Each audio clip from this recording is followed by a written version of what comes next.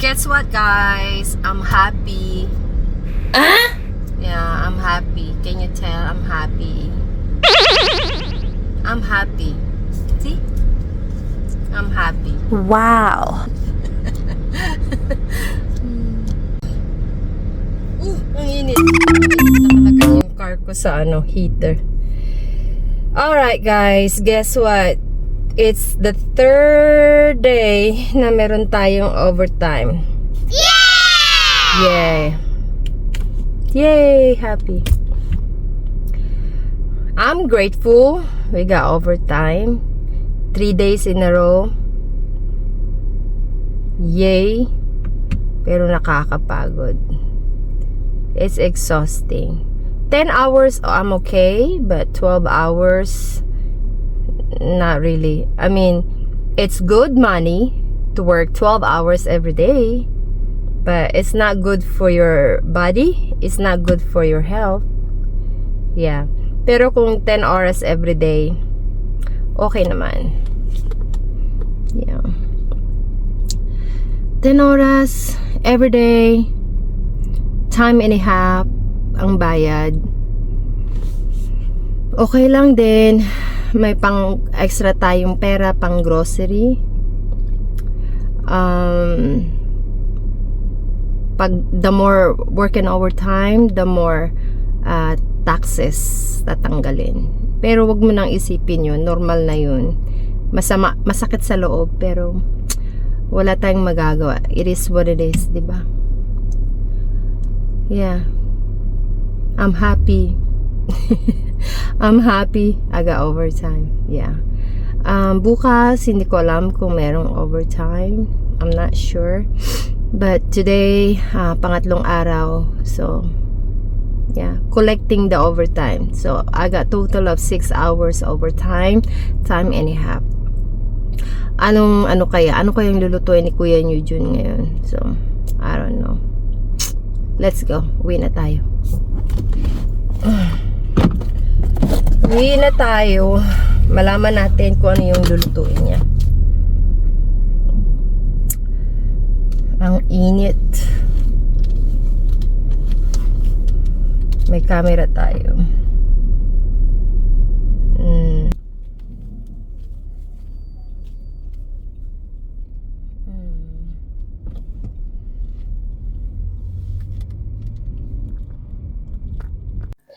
Yan, nakauwi na ako ng bahay. Tapos, nagpalit na rin ako ng t-shirt. Sila Jason at saka si Kuya New Jun, ang kakainin nila yung leftover from yesterday. Yung bratwurst, para siyang hotdog or sausage bratwurst. Ayaw ko yun kasi nga may anis. Ayaw ko talaga ng anis. Eh, nakabili ako nung pumunta kami nung last time dun sa, nung kumain kami sa buffet. Nakabili ako ng corned beef.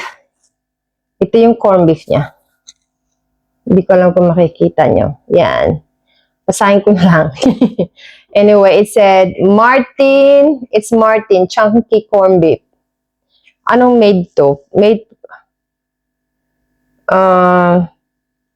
Wala, ang sabi niya, from Brazil.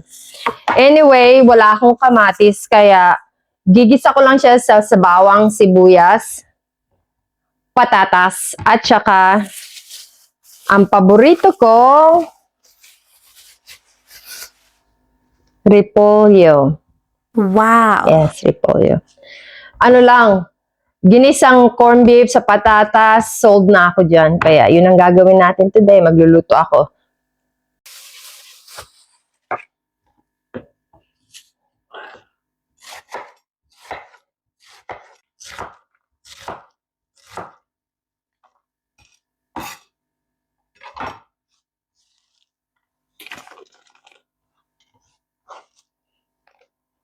Ito guys, pakita ko.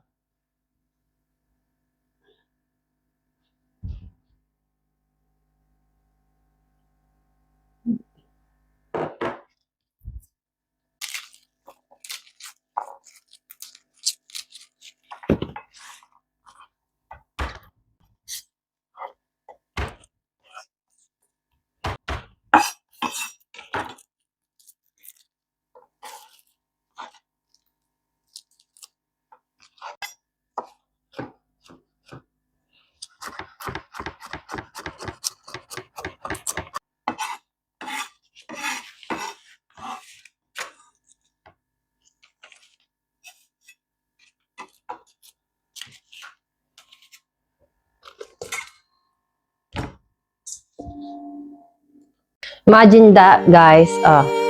Nagtrabaho na tayo ng 10 hours today. Pag-uwi natin ng bahay, magluto tayo ng pagkain, di ba? Ang drama, no?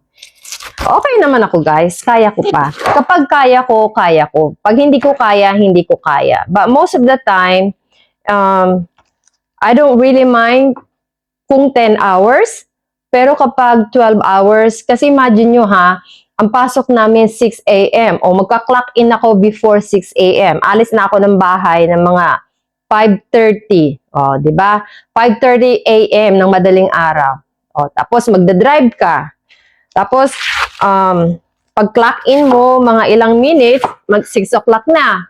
Eh kung magtatrabaho kami ng 12 hours, di uwi ako 6 p.m. Pagdating ko ng bahay, pasado alas 6 na. Oh, wala na akong magagawa.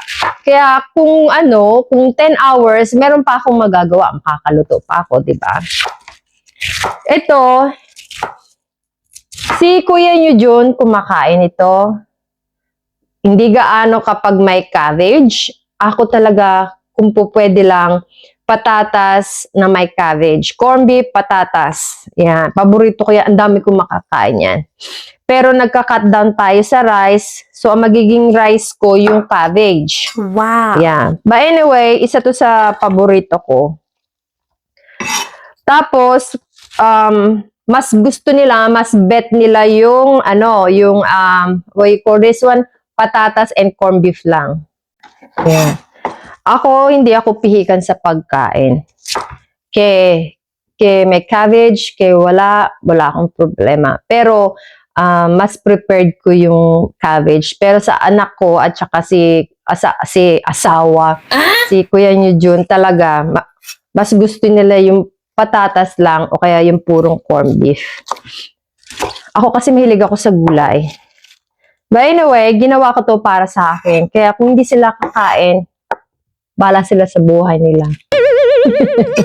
Hindi kasi meron naman silang ulam. Makakagawa sila ng sandwich. Ako nga kasi ayaw ko yun. Yung yung anong tawag nun? Yung sausage na binili ni Kuya Nyo. Kaya ang mangyayari, magluluto ako ng sarili kong ulam para bukas meron na rin kaming pagkain sa trabaho. Yan. Naalala nyo ba yung parang Vietnamese na sinasabi nyo, si Gang? Ayan si Gang, ayan. Tapos si Tess, ayan naman si Miss Tess. Yeah. Sila yung mga kasama kong Pilipinas sa trabaho, kumakain kami, share kami ng pagkain, masarap, ganun. Pag sama-sama. Ako kalahati lang pala. See? Ang laki kasi nung cabbage. Imagine nyo yan. Ang laki nga, diba? So, yan lang ang ko, tsaka isang ganito. Tama na yan. Tapos, 3 patatas. Yan. Ang problema nito, guys. No? Ang problema ko nito, mapaparami tayo ng kanin. Kaya ang gagawin ko, dadamihan ko ng kain ng cabbage. Para mabusog ako agad. Kasi nga, gusto kong magbawas ng kanin. Yes. Siyempre, nagkakaedad-edad na tayo. Kaya magbabawas tayo ng kanin. Honey, what time Jason gonna go home again? 5 o'clock? Wow. Si Jason nga pala, ang istala naman ngayon, matrabaho. Kasi, sumasali siya sa track. Yung sports na track nila dito, sumasali siya every summer. Kasi nga, na sa amin, papunta na kami ng spring. Kaya yung track, open na para sa mga estudyante. Which is, I'm okay with it, di ba? Mas mabuti na yung nagta-track sila, yung nag-i-sports, kesa naman yung manunood ng PlayStation, di ba? Mas prepared ko yun lang, matrabaho kasi umuwi ka na galing trabaho. Tapos pick upin siya. Tapos kung minsan meron silang nagpe-play sila ng music. Play siya ng music sa banda nila. Tapos Pag may opportunity, sasama ko kayo. Ganyan lang ang ano namin, ang buhay-buhay dito sa sa Indiana. Simple lang. Magluto na tayo, nagugutom na ako. Imagine that. 4:41 p.m. na. Hindi pa tayo kumakain. 4:41 p.m. Last akong kumain 10:30. 10:30 a.m. Ganyan ang lunch break namin dito, iba-iba. Ang style dito is like 80% different than in the Philippines. Yeah. Ang mga tao dito, iba ang lifestyle, the way they eat. Anyway, magluluto ako ng ginisang corned beef sa cabbage. Ang ginagawa ko, piniprito ko muna yung piniprito ko yung patatas. Ganyan ako magluluto. Nagugutom na ako, kumukurok ng aking alaga sa tiyan.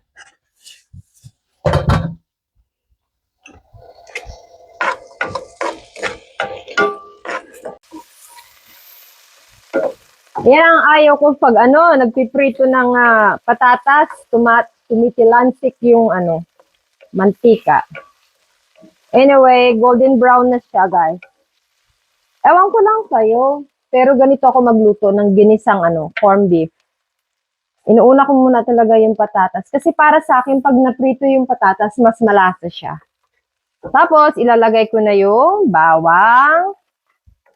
Ayan. Tapos, ilalagay na natin yung sibuyas. Ang dami kong sibuyas, di ba? Wala tayong kamatis, kaya babawi na lang tayo sa sibuyas. Ayan. Okay lang yan. Saka hindi naman kakain sila, Jason, nito. Yeah. Kakain sila, yung corned beef lang talaga. Patatas na may corned beef. Pero yung lalagyan ko ng cabbage, hindi. Maarte yung mga yan. Maarte. Yeah, maarte sila. Si Kuya niyo Jun, sometimes kumakain siya. Pero si Jason talaga, hindi. Hindi gaano. Tapos, lagyan ko na siya ng paminta. Si mga ganitong pagkain, mga quick, tawag nun? Quick meal. Makaraos lang tayo sa gutom. Kasi, imagine nyo, 4:46 na ng tanghali, ng hapon.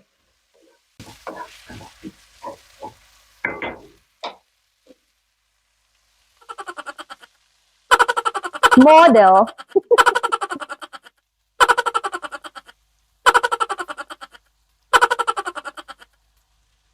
Yeah. Model tayo. Ano yung mga pagkain na hindi kayo nawawalan sa pantry nyo? Pantry. Pasensya na kayo sa accent ko.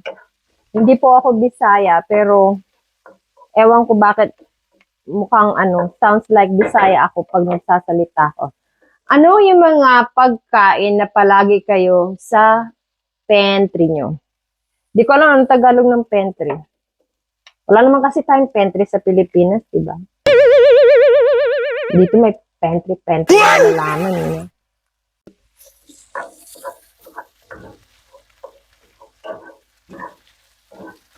Ganyan lang, gisa-gisa lang yan.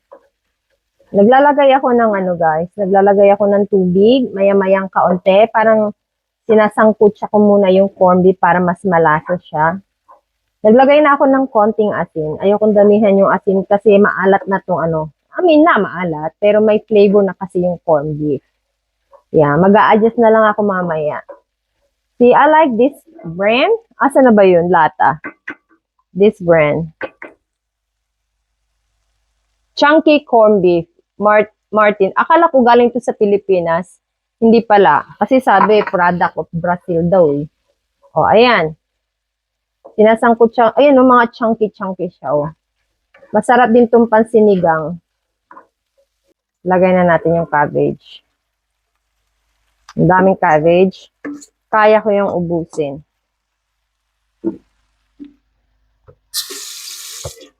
Konti lang yung tubig, oh. Ayan.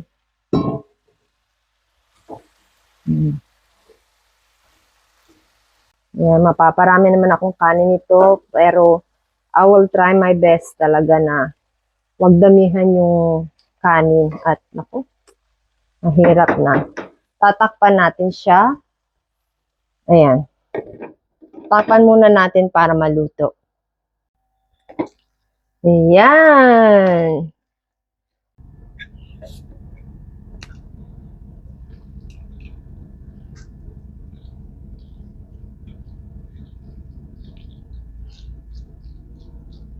Luto na ang ating corned beef. Sayang at wala siyang kamatis. Pero masarap na rin. Yeah, sarap na rin siya kahit walang kamatis. That's good. Hintayin na lang natin si Jason kasi pipick upin siya maya-maya. 5 o'clock, pipick upin siya dun sa school. Tapos, hintayin ko sila para sabay-sabay kami kumain. Gumaganda na yung panahon. I mean, medyo chill siya ng kaunti. Pero ano na siya, medyo kaya nang i-handle. Sana hindi pa dumating sila Jason at saka si Kuya Jun. Alam niyo kung bakit? Akala ko meron akong bahaw na kanin. Wala pala akong bahaw na kanin. Nasisigawan ako nito. Akala ko meron akong bahaw na kanin. Wala pala. So, sana maya-maya pa sila. Hopefully, mga 3 minutes. Kaya nandito ako nagpapalamig sa labas. O, di ba? Yan. Ang ganda ng panahon.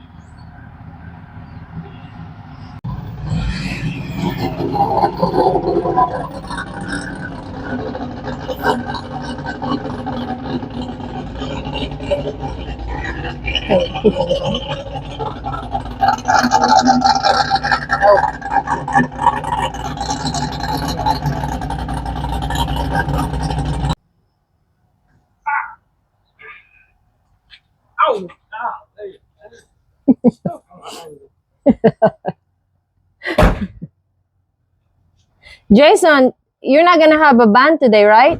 It's tomorrow, right? That's what I thought. Your dad said it's gonna be today.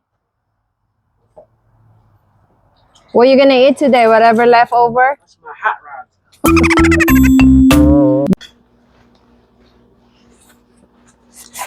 Yung rice, hindi pa luto until now. Ako, dapat corned beef. Tapos, si Kuya New June, ito, sushi. Yan, sushi. Jason, yung leftover na sausage. Iba-iba yung pagkain namin ngayon kasi leftover day. Ngayon lang naluto yung rice. I'm eating by myself. Everybody's done eating. Yeah.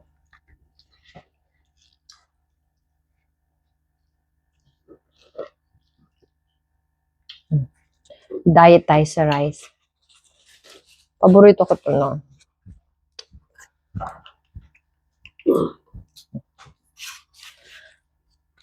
I'm gonna eat by myself, alone. Yeah.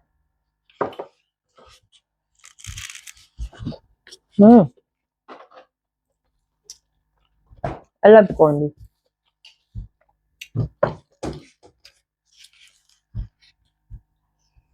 Not like the Brazilian corned beef. This one nice, you know. This is from Brazil, Daddy.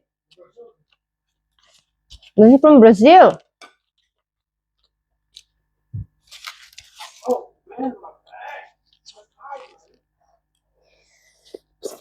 Mm. Mm.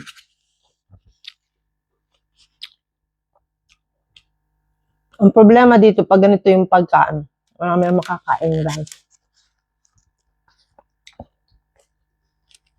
Mm.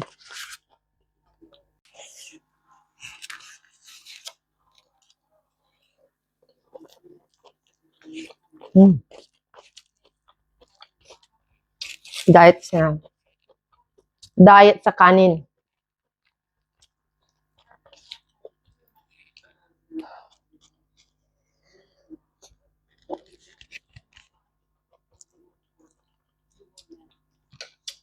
Nawala yung cabbage.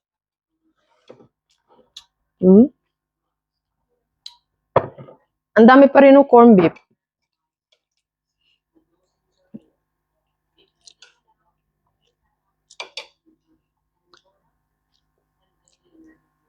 Konti lang.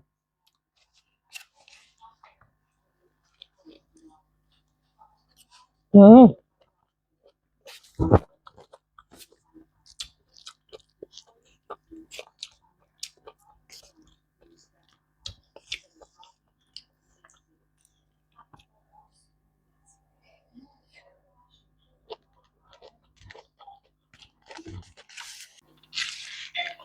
Ilang araw din ako hindi kumain ng rice. Nung Sabado, kumain kami ng sushi. Yun, may rice yun, di ba? Tapos, kumain ng sandwich na may sausage. Tapos ngayon, corned beef. Dapat yun pa rin, yung corned beef. I mean, yung sausage. Kaya lang nga may anis, kaya hindi ko siya bet.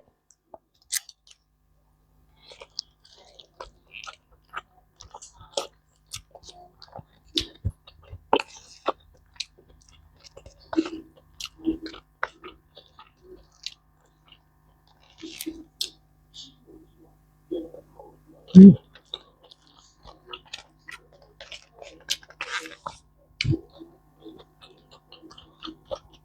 Sad. Ba masarap, alam.